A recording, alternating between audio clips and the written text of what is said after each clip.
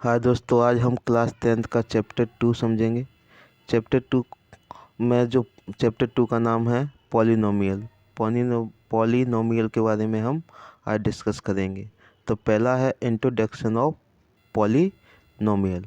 Introduction of polynomial introduction of polynomial में सबसे पहले हम लेंगे टर्म्स को। टर्म्स आखिर में होते क्या है, जैसे टर्म्स हमने लिखे यहाँ पर 5x और यहाँ पर 2y की पावर 2। तो टर्म्स एक एल्जेब्रिक एक्सप्रेशन है और एल्जेब्रिक एक्सप्रेशन होते हैं वो दो पार्ट में डिवाइड होते हैं, एक नंबर पार्ट, एक एल्जेब्रिक एक्सप्रेशन है और ये दो पार्ट में डिवाइड होते हैं, ये नंबर पार्ट और वेरिएबल पार्ट। तो नंबर पार्ट क्या होता है, वेरिएबल पार्ट क्या होता है टर्म्स में, ये हम देखेंगे। जैसे टर्म हमारा दिया गया है 5x, क्या दिया हुआ है 5x। तो इस 5x में जो नंबर पार्ट होगा वो 5 होगा और जो x होगा वो क्या होगा, वेरिएबल पार्ट। ठीक है, इसी तरीके से हम देखेंगे दूसरा वाला टर्म दिया गया है 2y की पावर 2। इसमें 2 होगा वो हमारा नंबर पार्ट होगा और y की पावर 2 होगा वो हमारा वेरिएबल पार्ट होगा। तो यहाँ पर टर्म्स में दो पार्ट होते हैं, नंबर पार्ट और वेरिएबल पार्ट। यानी टर्म में कितने पार्ट होते हैं, दो, नंबर पार्ट और वेरिएबल पार्ट। और हमेशा जो टर्म होता है वो वेरिएबल टर्म होता है। क्लियर, जो टर्म होगा वो कैसा होगा, वेरिएबल टर्म। तो इसमें जो 5 है वो 5 को जो नंबर पार्ट है उसी को हम बोलते हैं कोफिशिएंट। क्या बोलते हैं, कोफिशिएंट भी बोलते हैं हम इसको।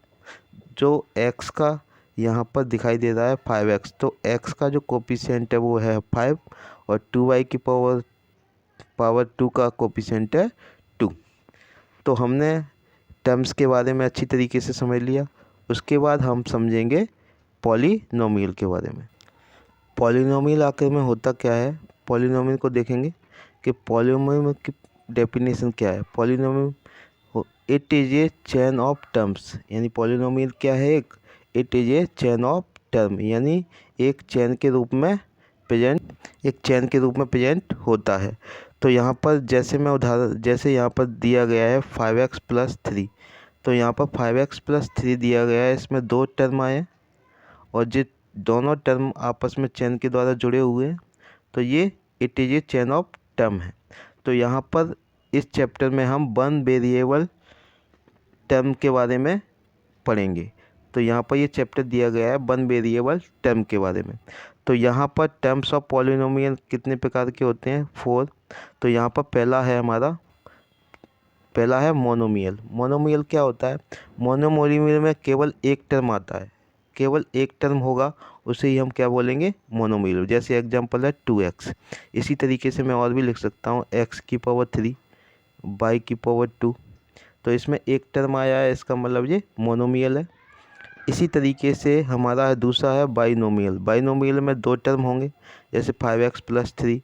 इसी तरीके से ट्राइनोमियल है, इसमें तीन टर्म होंगे, x की पावर 2, 7x + 10। ये तीन टर्म हो गए, फर्स्ट, सेकंड और ये थर्ड, ये तीन टर्म हो गए। इसी तरीके से पॉलिनोमियल को हम समझेंगे। पॉलिनोमियल क्या होता है, जिसमें तीन से ज़्यादा टर्म होते हैं उसे हम पॉलिनोमियल बोलते हैं। जिसमें तीन से ज़्यादा टर्म होते हैं उसे हम क्या बोलते हैं, पॉलिनोमियल बोलते हैं। आगे हम डिग्री के बारे में पढ़ेंगे। डिग्री क्या होती है, highest power of the variable in polynomial. तो पॉलिनोमियल के जो वेरिएबल में जो हाईएस्ट पावर होती है उसे हम पॉलिनोमियल बोलते हैं, यानी उसे हम डिग्री बोलते हैं। पॉलिनोमियल के वेरिएबल में जो हाईएस्ट पावर होती है उसे हम क्या बोलते हैं, डिग्री बोलते हैं। तो डिग्री ऑफ पॉलिनोमियल कितने प्रकार के होते हैं इसको हम समझेंगे। पहला है लीनियर पॉलिनोमियल। लीनियर पॉलिनोमियल में जो पावर हो, हाईएस्ट पावर होती है वो 1 होती है। जैसे यहाँ पर मैंने एग्जांपल लिखा है 2x + 6। तो इसमें x की पावर 1 है, हाईएस्ट पावर कितनी है, 1 है। तो दूसरा है इसी तरीके से क्वाड्रिक पॉलिनोमियल, इसमें हाईएस्ट पावर कितनी होती है, 2 होती है। तो इसका एग्जांपल हम ले सकते हैं, जैसे यहाँ पर लिखा मैंने कि x की पावर 2 + 7x + 10। तो इसमें हाईएस्ट पावर आपको दिखाई दे रही है, कितनी है, 2 है। अगला है हमारा क्यूबिक पॉलिनोमियल, जिसमें हाईएस्ट पावर कितनी होती है, 3 होती है। जैसे मैंने यहाँ पर लिखा x की पावर 3 माइनस 2, तो अगर हाईएस्ट पावर 3 होगी किसी भी पॉलिनोमियल में तो वो हमारा क्यूबिक पॉलिनोमियल होगा। हाईएस्ट पावर अगर 2 होगी तो हमारा वो क्या कहते हैं, क्वाड्रिक पॉलिनोमियल होगा। पावर अगर 1 होगी तो वो हमारा लीनियर पॉलिनोमियल होगा। और डिग्री क्या है हमारी, highest power of the variable in polynomial, यानी पॉलिनोमियल में जो हाईएस्ट पावर होगी उसे हम क्या बोलेंगे, डिग्री बोलेंगे। जी हमने डिग्री के बारे में डिस्कस कर लिया। ठीक है, आगे हम समझेंगे। अगला है हमारा कुछ नोट है, वो आपको याद रखना है। क्या रखना है कि power of variable in polynomial is always a whole number. जो भी पावर होगी पॉलिनोमियल की वो हमेशा एक होल नंबर होगी। कोई भी क्या कहते हैं अगर पावर पॉइंट में होती है या अपॉन में होती है तो वो हमारा पॉलिनोमियल नहीं होता है। तो हमेशा ध्यान रखना जो पॉलिनोमियल होगा वो हमेशा पॉलिनोमियल में जो पावर होगी वो होल नंबर ही होगी। इसके बाद हम देखेंगे standard form of linear polynomial, यानी लीनियर पॉलिनोमियल का स्टैंडर्ड फॉर्म। स्टैंडर्ड फॉर्म होता है हमारा ax प्लस बी। इसमें ax क्या है, ax क्या है, इसमें एक वेरिएबल टर्म है और इस वेरिएबल टर्म में a क्या है, नंबर ऑफ पार्ट है, और यहाँ पर x क्या है, वेरिएबल पार्ट है, और b क्या है, हमारा रियल नंबर है। इसी तरीके से हम दूसरा देखेंगे क्वाड्रेटिक पॉलिनोमियल। तो इस क्वाड्रेटिक पॉलिनोमियल का स्टैंडर्ड फॉर्म क्या होता है, ये होता है ax की power 2 plus bx plus c। तो यहाँ पर हम देखेंगे ये हमारा एक वेरिएबल टर्म है, ये भी हमारा एक वेरिएबल टर्म है, ये रियल नंबर है। तो यहाँ पर एक क्या है, एक नंबर पार्ट है, और यहाँ पर ये क्या है, नंबर पार्ट बोल लो या कोफिशिएंट बोल लो। ये x की पावर 2 क्या है, हमारा वेरिएबल पार्ट है। यहाँ पर b क्या है, कोफिशिएंट है या नंबर पार्ट है, और ये हमारा क्या है, वेरिएबल पार्ट है।